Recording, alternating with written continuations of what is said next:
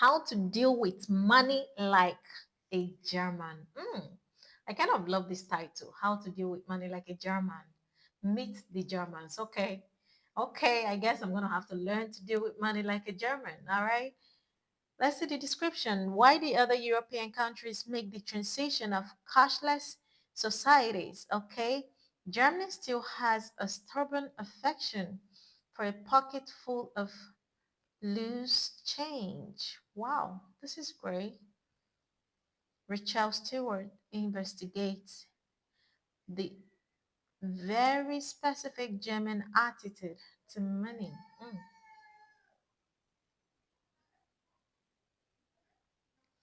All right, guys, I really can't wait to check this one out too. A German attitude towards money. This is great. Let's dive in.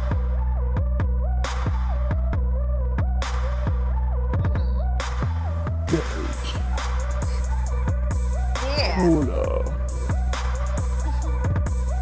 Pinke Pinke. Yep, pinker pinker really is a German slang word for money. It apparently comes from the sound of coins Pinker. clinking together. And that's a sound you'll hear a lot in Germany, because here, cash is still very much king. Nearby countries like the Netherlands and Sweden are edging ever closer to becoming cashless societies. But in Germany, Definitely here 3/4 of too. all transactions are still made using notes and coins. On average, Germans carry around more than €100 in cash. And it's little wonder, lots of restaurants, shops and ticket machines still don't accept card payment here. Even though contactless and mobile payment technology is slowly creeping into the country, most people just seem to ignore it. Wenn dieses Symbol auf einer Kreditkarte oder EC-Karte steht, was bedeutet das? Ja, keine Ahnung, weiß ich nicht. Also das sieht eher wie so Schallwellen aus. Einfach die Karte nur vor das Gerät halten und ohne PIN-Eingabe oder Unterschrift kann man dann bezahlen. Haben Sie das mal gemacht? Nee, Nee, bisher noch nie. Aber meine Karte kann es. Bezahlen tue ich lieber mit Bargeld immer noch, Warum?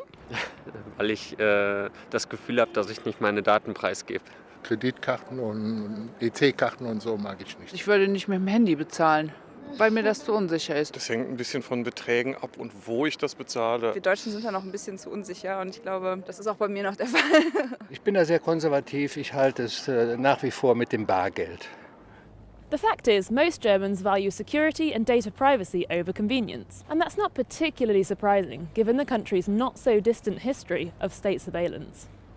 Despite Yeah. refusing to step into the 21st century in terms of payment innovation, there's no denying that Germany is a financial success story.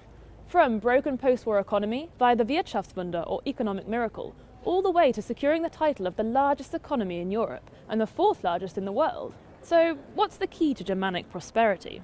Someone frugal is known in German as a Sparfuchs or saving fox. And, well, you could say the saving fox is Germany's spirit animal. That's not to say the Germans are tight, but wow do they love a bargain.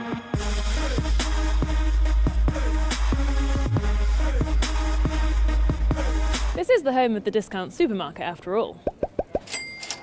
While it's generally considered bad form to discuss how much you earn here, it's positively encouraged to talk about and compare the prices of goods and services. I was once on a date with a German, and the conversation took a sudden turn. He wanted to compare the price per kilo of various vegetables in German and British supermarkets. Hashtag romance. But it's not all about bargain hunting and penny pinching. The Germans have a particularly pragmatic rainy day mentality. Don't spend more than you earn. Always put a little bit aside. You never know what's around the corner. On average, German households save 10% of their income. That's more than twice as much as the average person in the EU or the US. Oh, and the Germans are really wary of debt. If my student debt comes up in conversation, people start to back away from me slowly, as if they think my financial recklessness might be catching. It's no coincidence that the German word for debt is also the German word for guilt. That's all from this week's Meet the Germans. See you next time. And if you're coming to Germany anytime soon, don't forget a pocket full of pinker pinker. Yeah. Wow. I kind of love that word. Pinko, pinko. Okay. Pocket full of pinko, pinko. You know, of all countries, Germany as one of the economic giants in the world. I mean, fourth place in economic giant.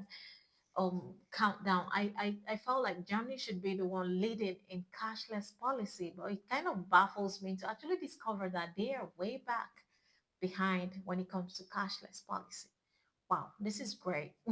I never really thought so about Germany because to me, it felt like, well, it's just cashless policy in Germany will be far ahead of many other countries. Okay, I love it. One thing about cash policy is it gives you a high level of security.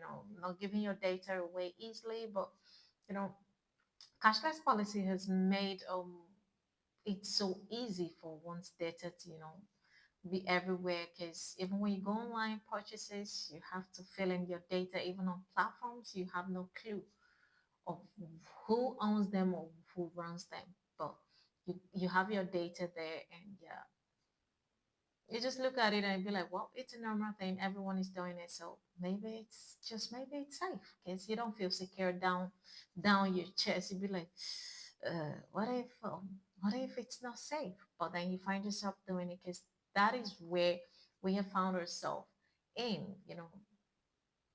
the innovation around cash. It's great, chat. Is really a great one. I kind of love that.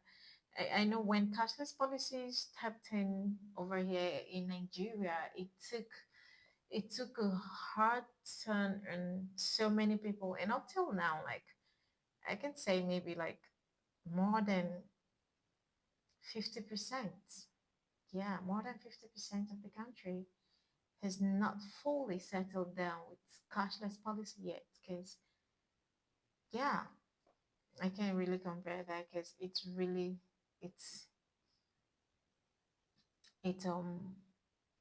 how do I say it?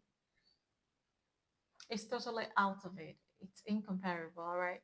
It's a great one, guys. Please let me know your thoughts on this video in the comments, and what's cashless policy? What's the level of cashless policy in your own country? Please drop it down in the comments, all right?